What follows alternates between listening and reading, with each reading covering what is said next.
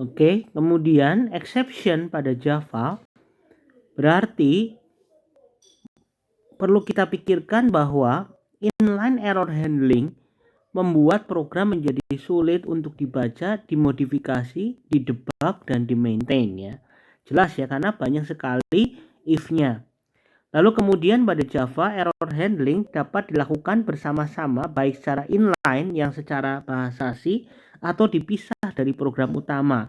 Ini yang berbeda. Jadi kita melakukan sesuatu yang berbeda yaitu terpisah dari program utama.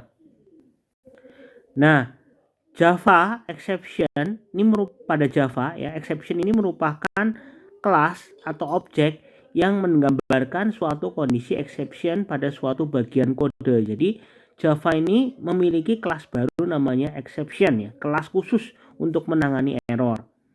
Lalu kemudian pada saat terjadi exception, sebuah objek yang mewakili exception tersebut. Kenapa ada kata-kata mewakili exception tersebut? Karena pada Java kita bisa memilih exception yang mungkin terjadi. Jadi dalam suatu exception kita bisa tulis 5 exception sekaligus. Misalnya kemungkinan parameternya salah, kemungkinan filenya tidak ditemukan, kemungkinan tertentu dan sebagainya. Misalnya sampai 5 error kemungkinannya kita tulis semua. Lalu kemudian ternyata terjadi programnya itu error yang ketiga gitu. Ya itu nanti Javanya secara otomatis bisa menentukan mana yang sesuai. Jadi errornya yang mana yang tepat itu nanti akan sesuai. Jadi saya katakan di sini mewakili exception ya, mewakili karena kita nggak tahu kan yang error yang mana gitu. Pertanyaannya misalnya saya benar-benar tidak tahu kemungkinan errornya. Saya sudah berusaha tulis 5 exception atau 10 exception bahkan yang mungkin. Ternyata tidak semua-muanya itu. Errornya lain lagi misalnya. Nah, di sini kita bisa menggunakan kelas khusus, kelas yang menjadi paling utama atau kelas yang paling besar atau yang disebut dengan parent class ya untuk menangani semua kemungkinan error walaupun kita tulis. Jadi dia adalah kelas paling besar, kelas paling general gitu ya.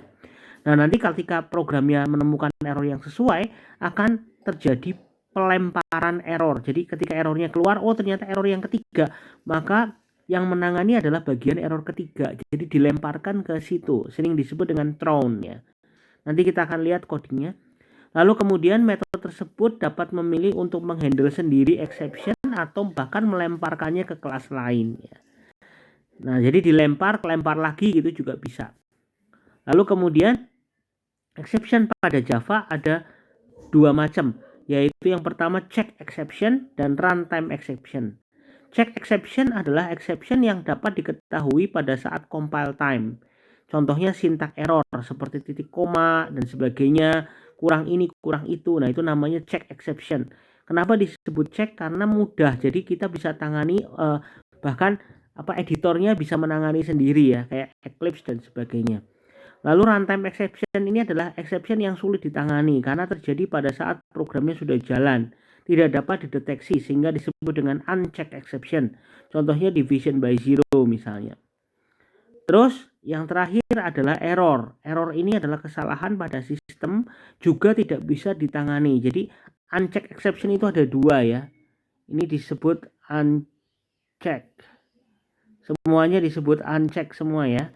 Ini unchecked exception dua-duanya. Kenapa? Karena tidak bisa ditangani. Yang pertama tidak bisa ditangani pada saat runtime, sedangkan yang kedua ini benar-benar kesalahan pada sistem seperti misalnya internet mati, listrik mati dan sebagainya, atau bahkan Javanya sendiri crash ya, JVM-nya crash dan sebagainya. Nah, tapi prinsipnya begini, ada check exception yang bisa ditangani dan uncheck exception terdiri dari dua, yaitu runtime dan error. Oke. Terus exception pada Java berarti merupakan sebuah kelas ya, sebuah kelas atau objek berisi informasi mengenai exception itu sendiri, apa yang terjadi, apa yang error yang terjadi. Lalu kemudian exception juga membawa informasi yang namanya stack trace.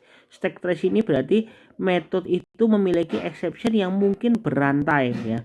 Jadi ada kemungkinan errornya itu bukan berasal dari kelas kita, tapi kelas kita extend dari kelas lain, kelas kita implement dari interface lain dan sebagainya, dan ternyata errornya di sana misalnya. Jadi kita bisa menelusur yang disebut dengan stack trace, kita bisa tracing mana kemungkinan errornya. Jadi nanti bisa panjang ya, bisa sampai panjang berapa baris begitu, dan bahkan bisa kita ketahui oh ternyata errornya berasal dari sini begitu ya. Lalu kemudian Java API menyediakan banyak sekali exception yang bisa langsung dipakai. Bahkan di dalam materi ini kita harus bisa mendefinisikan atau membuat sendiri exception kita. Nah, ini adalah hierarki exception. Pertama adalah throwable. Throwable itu berarti interface throwable, terdiri dari dua, yaitu error dan exception. Error tadi tidak bisa ditangani, disebut dengan asynchronous error, sedangkan exception bisa ditangani, ya ada dua, terdiri dari I/O exception atau runtime exception. Kalau I/O exception berarti penanganan berhubungan dengan input output, sedangkan runtime exception misalnya seperti division by zero dan sebagainya. Oke, jadi kita bisa lebih detail lagi. Throwable terdiri dari exception dan error. Exception ada runtime exception, ada I/O exception. Lalu kemudian error ada awaited error, ada thread dead, ada out of memory error. Perhatikan error ini semuanya uncheck ya, dan bersifat asinkronus. Sedangkan exception bersifat check. Nah, exception ini terdiri dari runtime exception dan I/O exception. Sedangkan runtime exception ada array index out of bound exception, class cache exception, dan null pointer exception.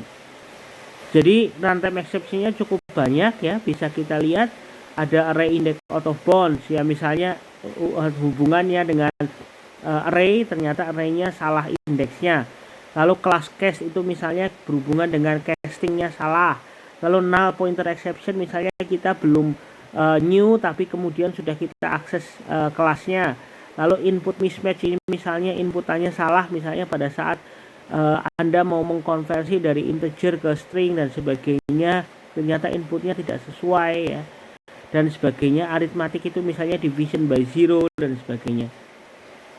Metode pada kelas throwable itu adalah string get message, jadi dia merupakan fungsi non void ya, jadi dia mengembalikan nilai berupa string, berupa informasi pesan kesalahan. Lalu kemudian public string get localized message sama dengan get message tapi dalam bahasa yang sesuai dengan lokal ya, kembaliannya berupa string. Lalu public synchronized throwable get cause.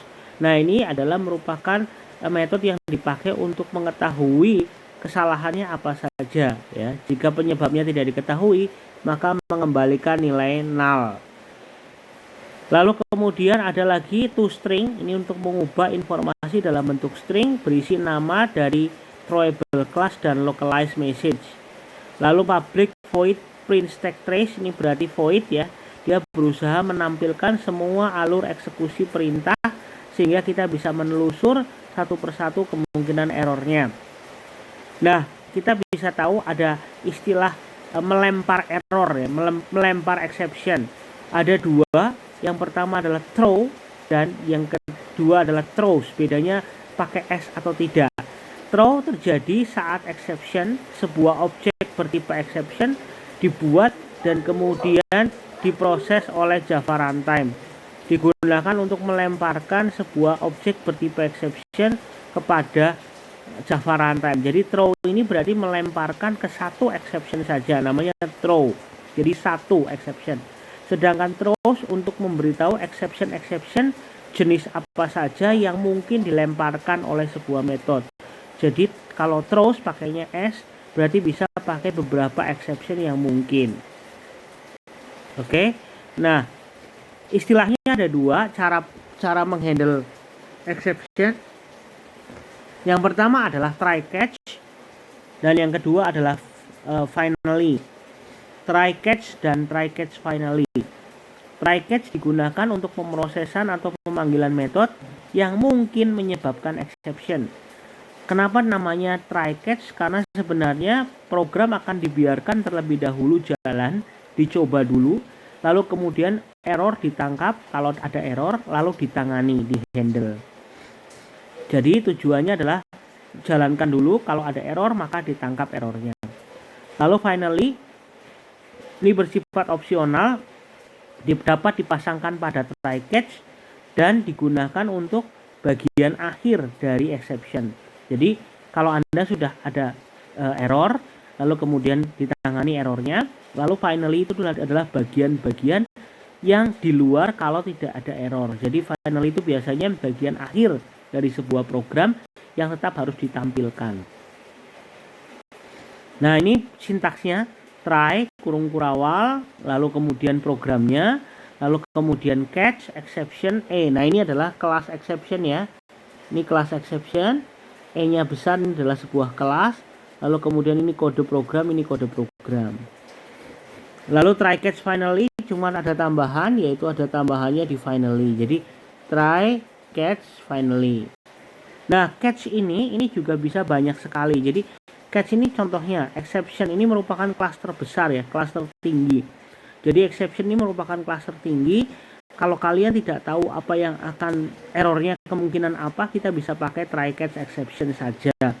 Tapi dengan menggunakan try catch exception saja, maka perintah errornya atau keterangan errornya jadi lebih sulit untuk dipahami.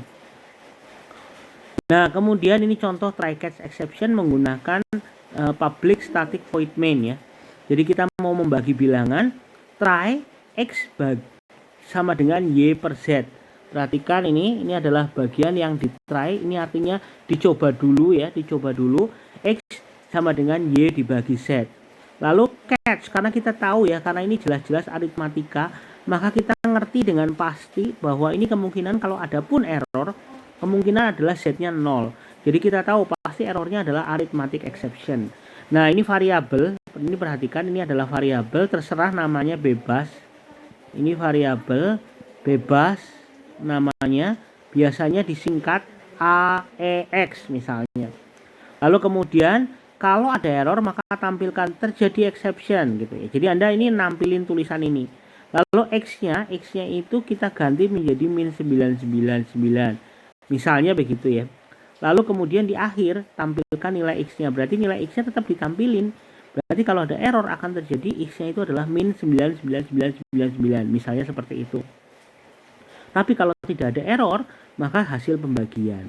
Nah, contohnya seperti ini cara pakainya. Nah, nih keluar ternyata terjadi error karena dibagi 0. Maka hasilnya adalah seperti ini. Oke, terus kemudian ini adalah yang bagian kedua. Misalnya pembagi kita bisa ambil dari command prompt ya.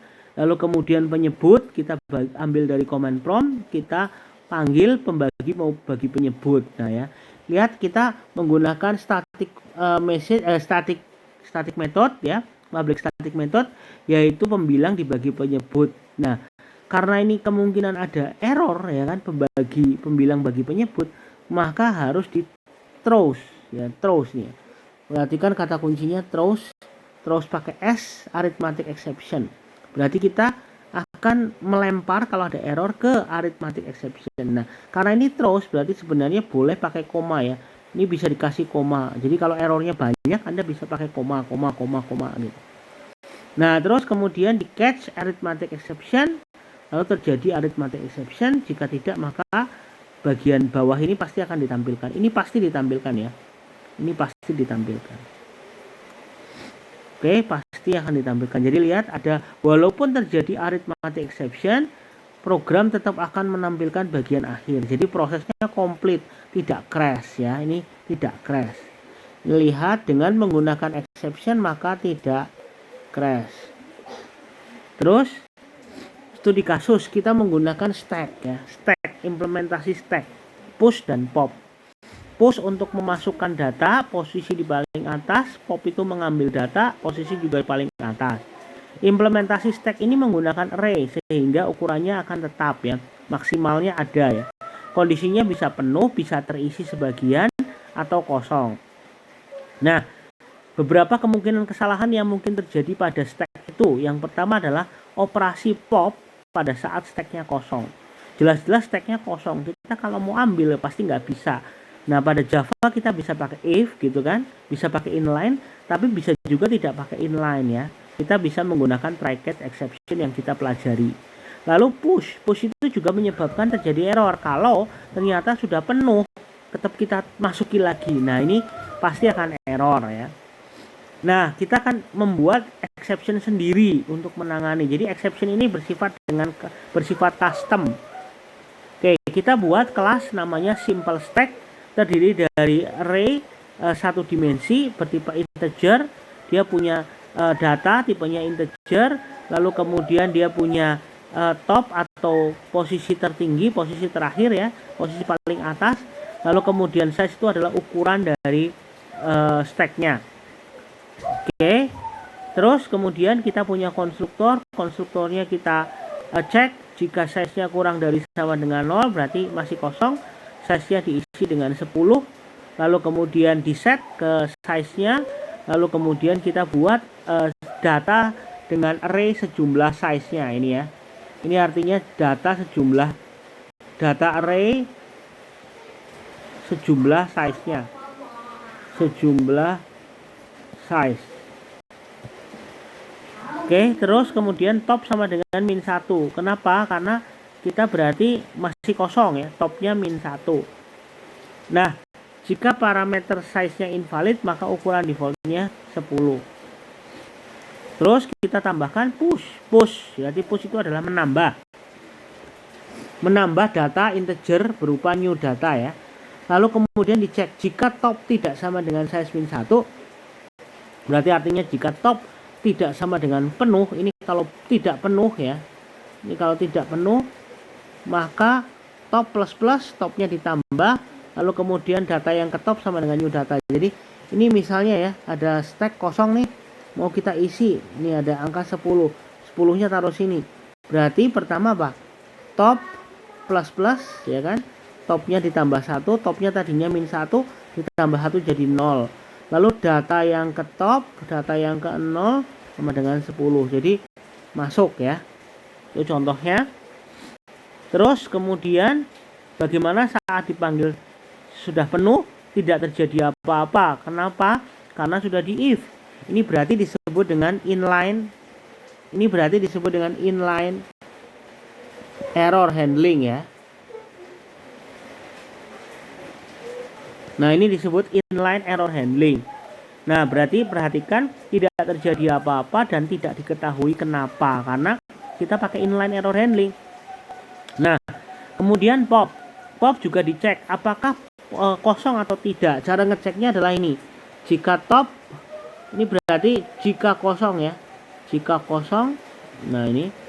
Nah, di sini kita akan menggunakan custom exception. Throw new invalid pop exception. Nah, ini kelas yang kita buat sendiri, throw new invalid pop exception. Lalu selain itu berarti return data yang ke top min. Data yang ke top min ini berarti mengembalikan, ini harusnya integer ya, return data yang ke top min berarti nampilin data yang posisi paling atas, tapi topnya otomatis diturunkan, berarti dia sudah dilewati. Contohnya misalnya seperti ini. Nah, ini 1, 2, 3. Berarti kita bisa langsung ambil ini. Berarti top, ini kan topnya ya. Topnya di posisi 0, 1, 2. Topnya diambil, return data yang ke top min. Berarti topnya nanti dikurangi. Sekarang topnya di bawah sini. Ini berarti sudah dipotong, ini sudah diambil seolah-olah. Dikembalikan angka 3. Nah, mendefinisikan custom exception. Bagaimana cara mendefinisikan custom exception? Kita harus membuat kelas baru yang mengextend kelas exception. Studi kasusnya kita punya 2 exception. Yang pertama invalid push exception dan invalid pop exception. Invalid push exception, extend exception. Di sini hanya menampilkan memanggil super kelasnya stack is full. Super kelasnya itu berarti artinya mengirimkan string yang isinya perintah errornya apa ya, bisa dibilang keterangan errornya apa. Lalu kemudian yang kedua sama invalid pop exception, dia extend exception juga sama karena ini pop berarti stack is empty. Oke, terus kemudian cara untuk memasukkannya, jika sudah penuh maka kita akan menghasilkan exception yaitu invalid push exception. Oke, jadi kita tinggal throw ya, ini throw invalid push exception, throw invalid pop exception. Nah, jika benar-benar jika kita akan menjalankan, kita ke compile langsung error. Kenapa? Karena kita menggunakan throw ya, throw new, tapi terjadi unreported exception. Jadi kita sudah melempar error tapi errornya belum kita tangkap gitu ya. Nah, cara menangkapnya gimana? Nah, dia akan mengatakan must be caught or declared to be thrown. Jadi kita melempar error tapi errornya belum ditangkap. Siapa yang berkewajiban menangkap? Kelas yang melindungi dirinya ini. Jadi ini kan metode ya, ini kan metode. Jadi kelasnya mana? Nah, itu nanti kelasnya tolong harus men-try catch atau men-throws. Jadi throw itu harus di-throws. Nah, ini contohnya. Jadi ketika kita throw begini, ini pakai cara pertama ya, throw new invalid, maka harus di try catch. Ini cara pertama berarti cara try catch ya. Cara try catch. Ini cara pertama pakai seperti itu. Cara kedua adalah dengan throws. Ini ya, throws. Jadi letaknya di atas.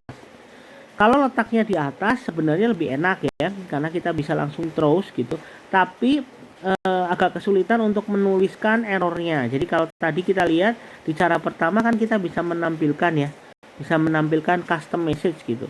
Sedangkan kalau pakai throws itu tidak bisa, kita pasrah sama Java. Jadi tidak bisa kita tampilkan tulisan error apa dan sebagainya dengan format kita, itu tidak bisa. Tapi cara kedua memang lebih gampang. Jadi cara kedua adalah cara throws ya. Jadi cara kedua adalah cara throws. Oke, terus ini sama invalid pop exception dan ini ya sama ya, invalid pop exception dan invalid pop exception. Jadi sama antara yang pertama sama yang kedua, bedanya hanya di yang satunya push, yang satunya pop. Oke, nah ini return data ini harusnya bukan void ya, tapi ini integer. Oke. Nah, terus ini contohnya di main kita buat simple stack dengan maksimal nilainya 6. Lalu kemudian kita loop dari 0 sampai 9 ya, dari 0 sampai 9 kita paksa push kita isi 1 2 0 1 2 3 4 5 6. Maksimal kan 6. Berarti pada saat penuh akan terjadi apa? Nah, ini ya. Pada saat terjadi penuh maka dia akan error. Nah, tapi ternyata ketika kita compile juga ada error. Kenapa? Unreported exception. Nah, jadi di main ini kan udah beda ya dengan simple stacknya tadi, ini sudah beda nih, kelasnya beda. Nah, ternyata kita kan tahu bahwa SS ini ternyata punya exception. Nah, Java juga akan error, unreported exception. Jadi ketika suatu kelas mengembalikan error, melempar error, maka dia harus di try catch juga. Jadi harus di thrown ya. Push itu tidak bisa kita pakai, harus ditangkap errornya. Nah, cara menangkapnya kita bisa lakukan di main kita tambahi throws invalid push exception. Oke, cara pertama itu, atau di try catch seperti tadi ya, atau di try catch invalid push exception. Jadi artinya ketika kita melempar error, maka kelas atasnya itu harus menangkap error itu. Caranya ada dua, yang pertama throws, yang kedua adalah try catch. Nah, kalau kita berhasil menangkap error, maka 6 data pertama akan masuk, lalu sisanya ini ada 4 ya, 1 2 3 4 itu akan full gitu ya. Kenapa? Karena memang sudah 6 maksimal gitu. Jadi ditambahi lagi 4, maka dia akan full. Nah, itu ya. Kita bisa lihat exception kita berjalan. Lalu rekomendasinya kalau saya menggunakan cara 2, karena penanganan exception diserahkan ke program utama. Silahkan program utama yang menampilkan dengan caranya sendiri gitu ya. Jadi lebih cepat, lebih gampang. Cuma jeleknya tadi tidak bisa kita custom message-nya.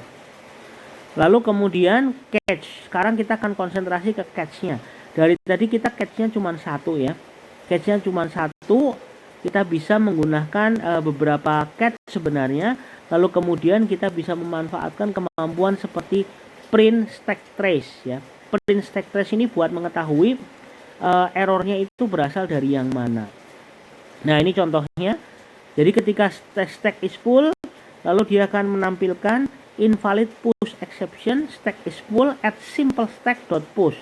Jadi dia tahu bahwa ternyata errornya itu tidak di mainnya. Ini kan mainnya ini. Tes simple stack ini kan mainnya. Ternyata tidak di mainnya. Error dari main itu ternyata disebabkan oleh error dari simple stack gitu. Jadi kita tahu ya. Nanti kalau simple stack itu ternyata ada atasnya lagi, dia juga bisa menelusuri sampai yang paling atas.